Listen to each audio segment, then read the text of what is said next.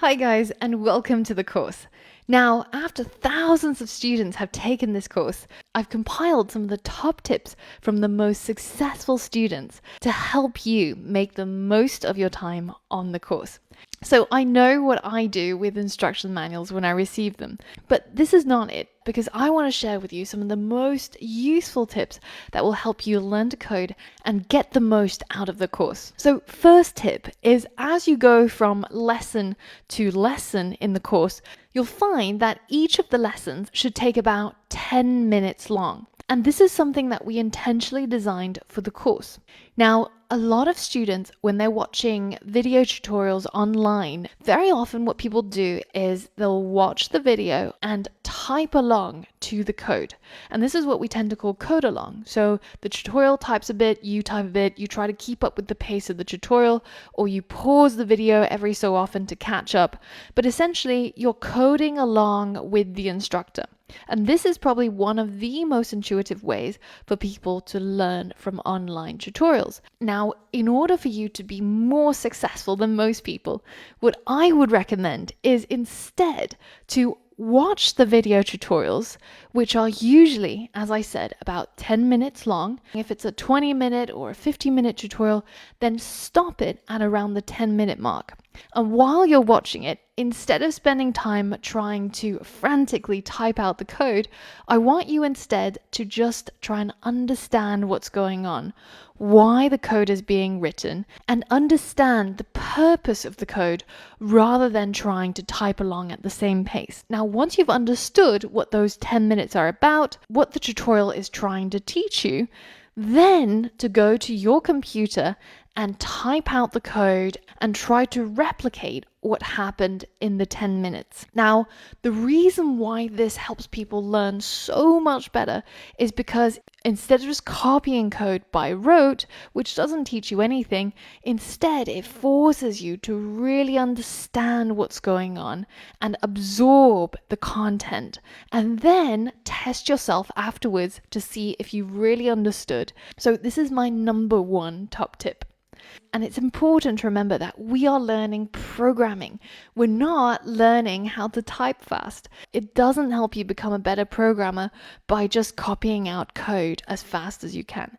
If you wanted to practice your typing and to speed up your typing skills, then I recommend something like Keeber.com, where you can focus on that specific skill to improve your speed of typing. But what we're going to focus on in the course is learning programming. So we're going to keep our eye on the prize. Now, while you're listening to the videos and you're understanding what's going on, I recommend taking a few notes for yourself to come back to or review in the future. And this is especially useful after when those 10 minutes are up and you're trying to remember what are those bits of code that you had to type and what was the theory that was covered. So one of my favorite note-taking systems is something called Cornell Notes. And it's very, very simple. It just splits a single note page into 4 sections. The top, you have the topic, what the notes are about. And then you have the section of notes where you would write down the majority of your notes. Now, after you write a few lines, it's recommended that you go and review those notes and pick out the most important keywords or questions that you're asking yourself that you want to research on later, or any sort of hints or reminders to yourself. And finally, once you've completed the lesson, then you go to the summary section and you summarize what the entire lesson was about in a few bullet points. So I've created a downloadable PDF of this note-taking system. So if you're keen to try it out, go ahead and download it from the course resources section, and you can print it out into a notebook or just on a few loose sheets if you want to try it out. Now, the next thing to remember is that if I'm talking too fast or too slow, you can always change the playback speed. Now, if you're in a lesson that you find particularly easy to understand and you already know most of the concepts, then go ahead and switch the video player to double speed so that you can cover much more ground in the same space of time. Now, on the other hand, if I'm talking too fast or if English is not your first language, then feel free to change the speed to half speed so that I talk a lot slower and you can take up the information more readily. But it's important that you try to not skip any of the tutorials and any of the modules. And the reason is because the curriculum was carefully designed so that it would be a smooth sloping ramp, so that you start out at the beginning and you slowly make your way through more and more difficult concepts. Now, if you skip a couple of modules, then it makes it really, really hard for you to catch up and to understand what's going on, which is the most important thing. However, some of the videos I will label with optional or skippable, and in that case, feel free to skip those lessons if they don't interest you. Now, the next thing to remember is that if you find at any point the tutorials become harder, and they inevitably will be, they're designed to get harder and harder. But if you find that it's a little bit too difficult, then I recommend just bookmarking it, making a note of which module you really struggled with, and trying to use that method of watching the videos for 10 minutes, reviewing what has been taught, trying to replicate the code yourself. But if you're still stuck and you really don't understand what's going on, then that might be something that you have to come back to. So I find that usually with programming concepts, it helps to try it out, read around the topic, and then come back to it after a week or so. And very often, what was very, very difficult first time you come across it, after you've done it a few times, after you've researched around the topic, and then you come back to it, it becomes a lot easier. So remember to mark things for review that you don't understand.